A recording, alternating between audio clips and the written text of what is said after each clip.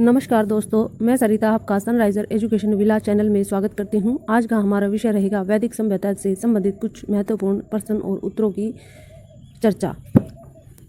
तो वैदिक सभ्यता में हमने पढ़ा कि वैदिक सभ्यता को आर्य सभ्यता बोलते थे। उस समय के लोगों को आर्य बोला गया।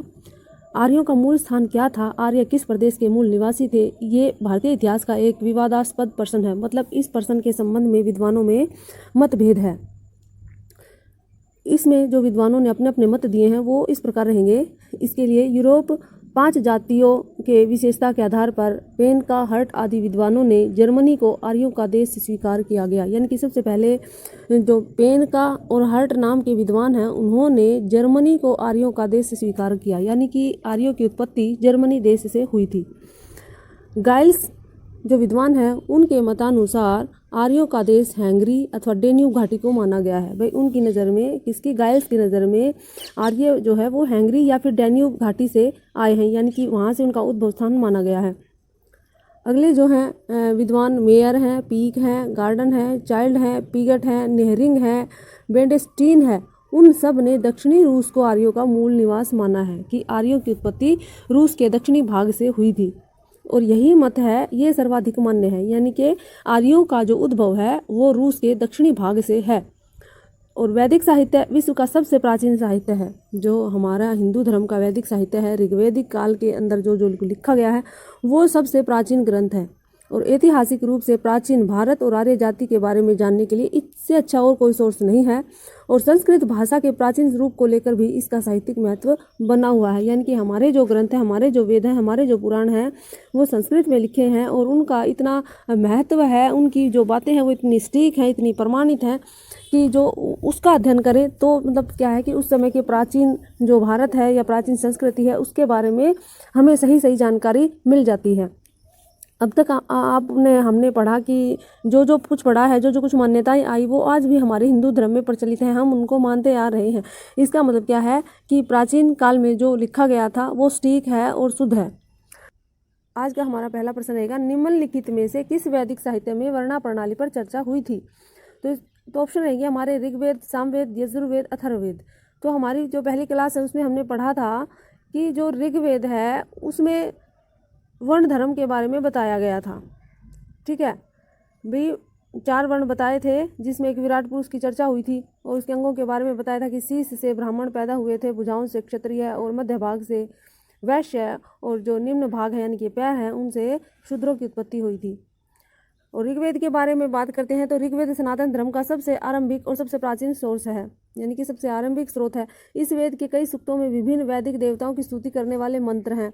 यद्यपि इसमें अन्य प्रकार के सूक्त भी हैं परंतु देवताओं की स्तुति वाले स्रोतों की प्रधानता है। यानी कि ऋग्वेद में सबसे ज़्यादा जो सूक्त हैं वो सबसे ज़्यादा क्या है कि जो विभिन्न प्रकार के देवता हैं उनकी स्तुति कैसे करनी है, उनको प्रसन्न कैसे करना है, उनकी प्रार्थना कैसे करनी है, ये सब है। इसमें कुल 10 मंडल हैं भाई, 10 जो मंडल में विभाजित है ऋग्वेद, और इसमें 1028 सूक्त हैं और कुल 10,580 ऋचाएँ हैं। पुरुष सूक्त ऋग्वेद संहिता में इसके 10वें मंडल में एक प्रमुख सूक्त यानी कि मंत्र संग्रह है 1090 है जिसमें एक विराट पुरुष की चर्चा हुई और उसके अंगों का वर्णन है। इसलिए विकल्प ए यानी कि ऋग्वेद सही है कि वर्णा प्रणाली की चर्चा ऋग्वेद में हुई। अगला जो हमारा प्रश्न रहेगा वो रहेगा कि गायत्री मंत्र का उल्लेख किस वेद में है। गायत्री मंत्र का उल्लेख किस वेद में है। तो हमने पढ़ा था, तब बताया था कि एक सविता नाम के देवता की यहाँ पर उल्लेख है। तो सविता कौन है? सविता सूर्य के लिए सविता आया था और ये ऋग्वेद में था यानी कि वैदिक सभ्यता में। तो ऋग्वेद में गायत्री मंत्र का उल्लेख है। अगर व्याख्या देखते हैं इसकी तो ऋग्वेद सनातन धर्म का सबसे आरंभिक स्रोत है। इस वेद के कई सूक्तों में विभिन्न देवताओं की स्तुति करने वाले मंत्र हैं। यद्यपि इसमें अन्य प्रकार के सूक्त भी हैं परंतु देवताओं की स्तुति करने वाले स्रोतों की प्रधानता है जिसमें कुल 10 मंडल है, 1028 सूक्त हैं, कुल 10,580 ऋचाएँ हैं। इन मंडलों में कुल मंडल छोटे हैं, कुछ मंडल छोटे हैं और कुछ मंडल बड़े हैं। तो गायत्री मंत्र भी तीसरे मंडल में वर्णित है। ध्यान देने योग्य बात क्या रहेगी, जो गायत्री मंत्र है वो कहाँ स्थित है, वो ऋग्वेद के तीसरे मंडल में है। कुल कितने मंडल रहेंगे? 10 मंडल रहेंगे। कुल कितने सूक्त हैं? 1028 सूक्त हैं। कुल कितनी ऋचाएँ हैं? 10,580 ऋचाएँ हैं। तो ये ऋग्वेद के बारे में आप ध्यान रख लीजिएगा, समझ लीजिएगा। और जो पुरुष सूक्त है वो कहाँ है? वो ऋग्वेद के 10वें मंडल में है। ठीक है, पुरुष सूक्त की चर्चा हुई, जिसमें वर्ण जो हमारे वर्ण व्यवस्था जहाँ से उच्चारित होती है वो ऋग्वेद के 10वें मंडल से होती है, और जो गायत्री मंत्र है वो ऋग्वेद के 3रे मंडल से। ठीक है, ध्यान रहेगा आपको। अगला जो सवाल है, अगला जो क्वेश्चन है, निम्नलिखित में से कौन सा वैदिक साहित्य बलिदान सूत्रों का संग्रह है? ऑप्शन रहेगा आपका डी, यानी कि अथर्ववेद। अगर व्याख्या की बात करें तो अथर्ववेद दैनिक जीवन से जुड़े तांत्रिक धार्मिक सरोकारों को व्यक्त करता है। इसका स्वर ऋग्वेद के उस अधिक पुरोहिती स्वर से भिन्न है जो महान देवताओं को महिमा मंडित करता है और सोम के प्रभाव से कवियों की उत्प्रेरित दृष्टि का वर्णन करता है। इसलिए ऑप्शन डी सही है। क्यों? क्योंकि डी अथर्ववेद है और अथर्ववेद धार्मिक कर्मकांड से संबंधित है।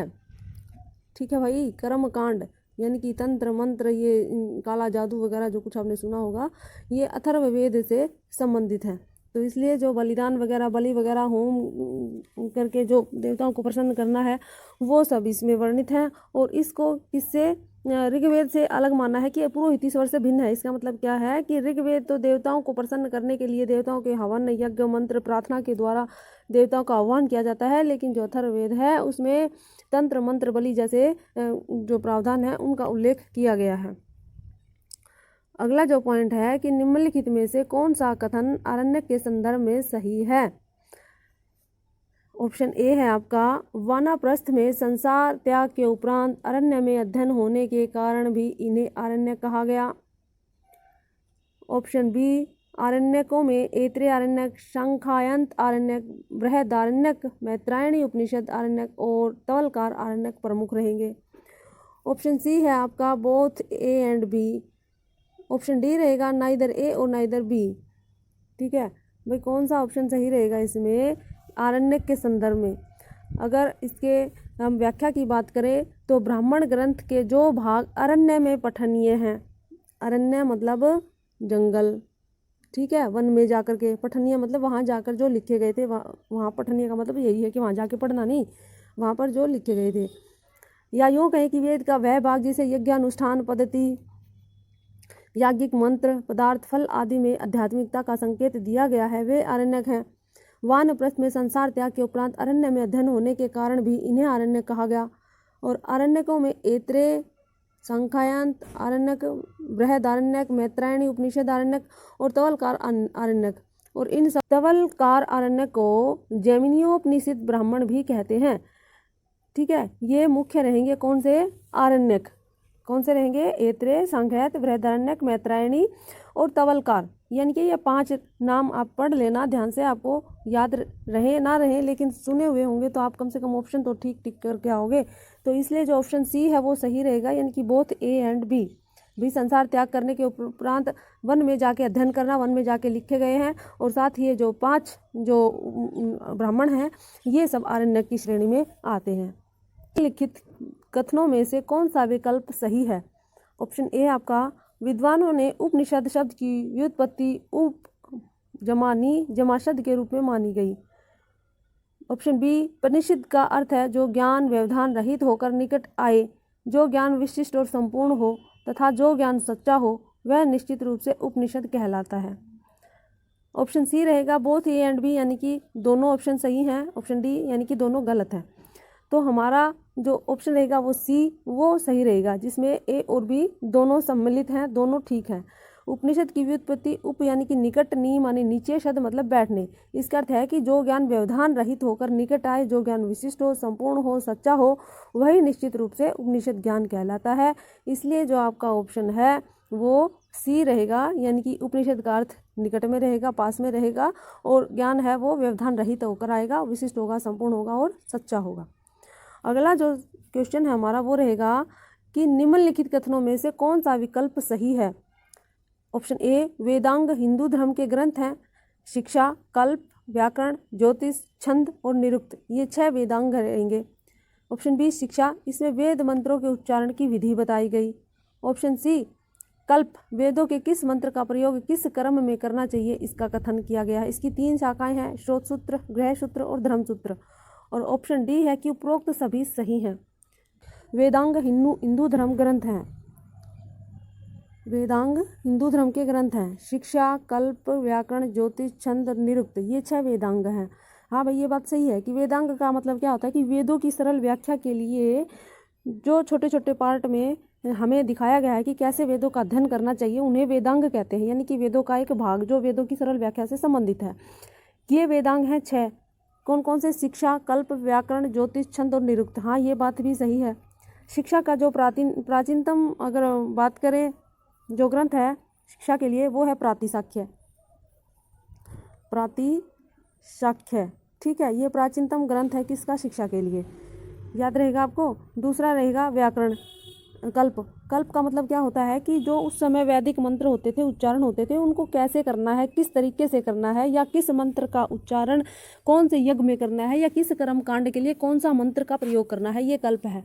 और साथ ही जो दूसरा अर्थ है कल्प का, वो ये है कि समय की एक इकाई का मापन है कल्प, ठीक है, समय की मापन का एक इकाई है कल्प। अगर बात करें, हम 5वें कल्प में जी रहे हैं, ठीक है, वराह कल्प जिसको बोलते हैं, 5वां जो कल्प है वराह कल्प, हम उसमें जी रहे हैं। और अब तक चार चतुर्युगी योग बीत चुके हैं। चतुर्युगी योग का मतलब क्या हुआ? 4 चतुर्युग, यानी कि चतुर्युग मतलब 4 युग कौन कौन से हुए कि देखो, सबसे पहले क्या हुआ था? त्रेता युग, फिर द्वापर युग, नहीं, सबसे पहले क्या आया था? सतयुग। दूसरे अर्थ में कल्प का अर्थ है समय की एक इकाई, समय का मापन। इसके अनुसार क्या है कि हम 5वां जो भाग है वराह कल्प, उसमें जी रहे हैं, वराह कल्प में। और अब तक 26 चतुर्युगी युग बीत चुके हैं। 26 नहीं, 27 चतुर्युगी युग बीत चुके हैं। अब चतुर्युग का मतलब क्या है कि 4 जो हमारे काल, जिनमें हम कलयुग की बात करते हैं, तो पहला जो युग था वो सतयुग, फिर त्रेता युग, द्वापर युग, और चौथा जो कलयुग है हम उसमें जी रहे हैं। तो इस प्रकार से जो 4 युग हैं ये रिपीट होते हैं, हर प्रलय होने के बाद फिर से रिपीट होते हैं, फिर 4 युग बीत जाते हैं, फिर महाप्रलय आती है, सब कुछ नष्ट हो जाता है, फिर से नई सृष्टि की रचना होती है। तो इस प्रकार से क्या है कि 27 बीत चुके हैं और 28वें में जी रहे हैं, 28वें चतुर्युग में जी रहे हैं।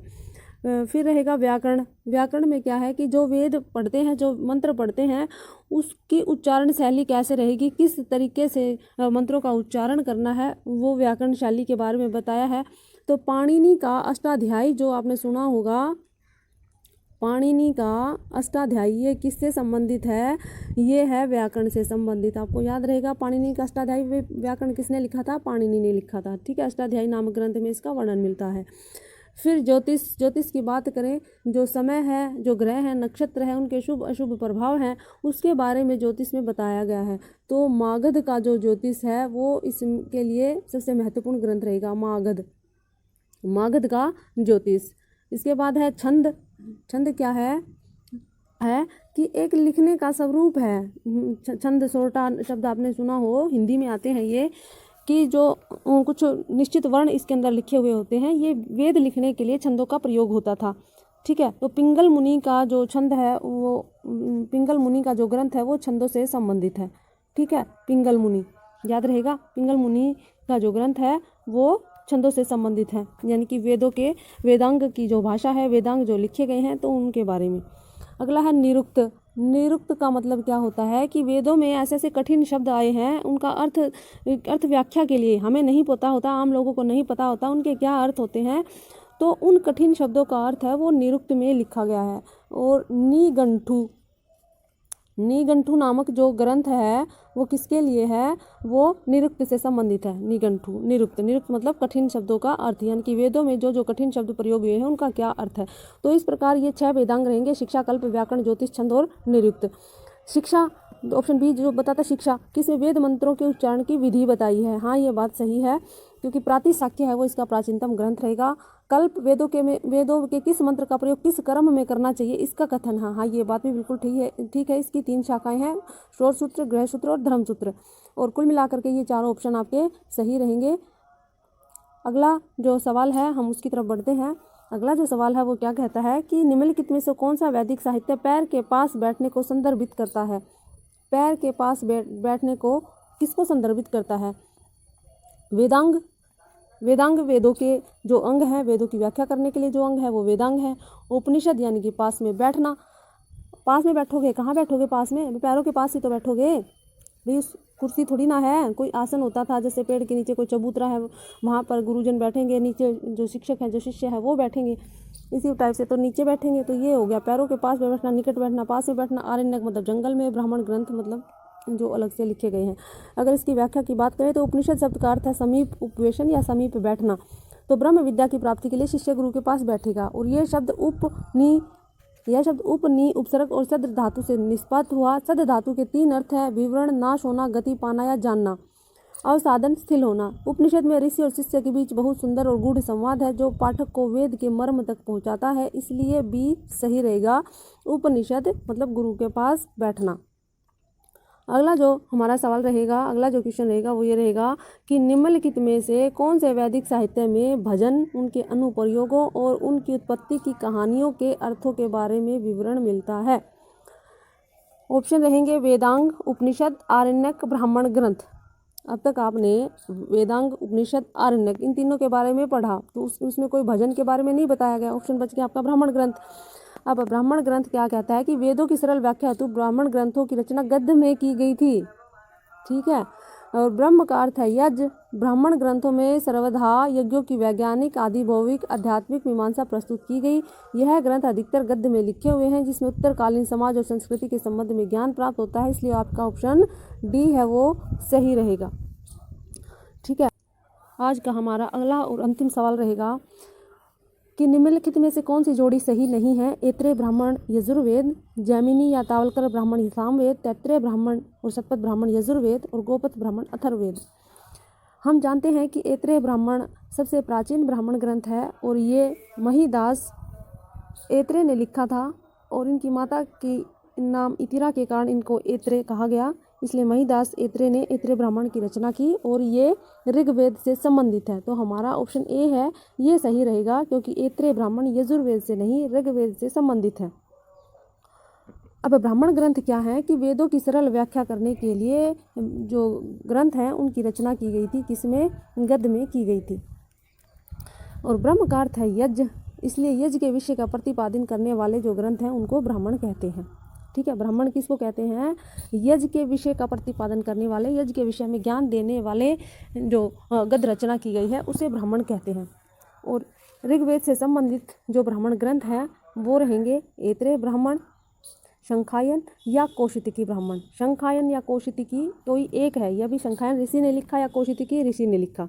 ठीक है, ये कन्फर्म नहीं है, लिखा होगा शंखायन ने या कौशितिकी ने। और ऐत्रेय ब्राह्मण महिदास ऐत्रेय ने लिखा है, ये कन्फर्म है। अगला जो ब्राह्मण ग्रंथ है वो रहेगा शतपथ ब्राह्मण। शतपथ ब्राह्मण किससे संबंधित है? यजुर्वेद से संबंधित है। ये किसने लिखा था? ये हमने पहले भी बताया था, याज्ञवल्क्य के जो ऋषि है उन्होंने इसको लिखा था। इसके बाद जो अगला ब्राह्मण ग्रंथ है वो तैत्रेय ब्राह्मण। तैत्रेय ब्राह्मण किसने लिखा? तैत्तिरी ऋषि ने लिखा होगा। ठीक है, तैत्तिरी ऋषि ने इन्हें तैत्रेय, इसलिए इसको तैत्रेय ब्राह्मण कहा गया क्योंकि तैत्तिरी ऋषि ने इनको लिखा था। तो शतपथ ब्राह्मण और तैत्रेय ब्राह्मण ये दोनों किससे संबंधित हो गए? ये यजुर्वेद से संबंधित हो गए। ऋग्वेद से ऐत्रेय, शंखायन या कौशितिकी। शंखायन या कौशितिकी दोनों में कोई एक, ठीक है, किसने लिखा होगा। सामवेद से संबंधित है पंचविश या तांडव ब्राह्मण। तांडव जो ऋषि है उन्होंने लिखा। षण्डविश ब्राह्मण, साम विधान ब्राह्मण, वंश ब्राह्मण, मंत्र ब्राह्मण, जैमिनीय ब्राह्मण। ठीक है, जैमिनीय ब्राह्मण या तैत्तिरीय जिसको बोलते हैं, तो वो क्या है कि जैमिनी ऋषि ने लिखा और तावलकर जो उनके शिष्य है, तो इनको तावलकर भी बोलते थे, जैमिनी भी बोलते हैं। तो जैमिनीय किसके संबंध? जैमिनी तो हो गया गुरु और तावलकर हो गया शिष्य, इसलिए जैमिनीय या तावलकर बोल देते हैं उसको, ये वाला ऑप्शन। ठीक है, ये सामवेद से संबंधित रहेगा। और अथर्ववेद का केवल एक ही ब्राह्मण है, वो है गोपथ। तो जो गोपथ नामक ऋषि है उन्होंने इसको लिखा था। तो उम्मीद करती हूँ आज का ये जो ऑप्शन है या आज का मेरा ये प्रयास आपको अच्छा लगा होगा। अगर अच्छा लगे तो कृपया लाइक और कमेंट कीजिएगा। नमस्कार।